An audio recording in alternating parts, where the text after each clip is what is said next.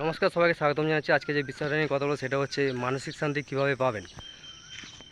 তো দেখুন, মানসিক শান্তি এটা কোনো মোয়া নয় যে আপনি পেয়ে যাবেন, সেটা কোনো বিষয় না। এইটা দেখবেন না যে আপনি শান্তি পাবে কী পাবেন।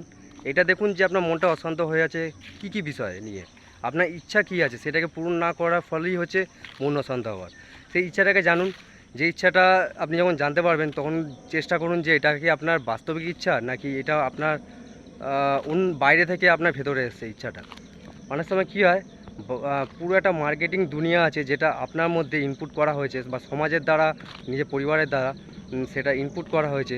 সাবকনসিয়াসলি সেটা আমাদের বীজ রোপণ করা হয়েছে, যেটা সময়ের সাথে হাত ধরে বড় হতে থেকেছে এবং সেটা আপনার সাবকনসিয়াস থেকে কনসিয়াস মাইন্ডে চলে আসে।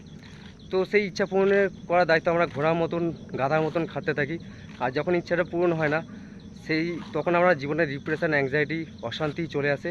এবং সেই অশান্তি থেকে পালানোর জন্য বা অশান্তি কম করার জন্য আমরা মেডিটেশন করি, জীবনে শান্তি খোঁজার চেষ্টা করি। তো একটাই উপায়, কেন অশান্ত হচ্ছে সেটাকে আইডেন্টিফাই করুন। এবার জীবনে কি তার প্রয়োজন আছে? যদি প্রয়োজন থাকে তাহলে সেটাকে ভালোভাবে প্রশ্ন করুন, যাচাই করুন। আর যদি প্রয়োজন না থাকে, জীবন থেকে ফেলে দিন, ডিলিট করে দিন, রিসাইকেল বিনে ফেলে দিন। বা রিসাইকেল বিনে ফেলা দরকার নেই, আপনি সোজা ডাইরেক্ট ডিলিট করে দিন জীবন থেকে।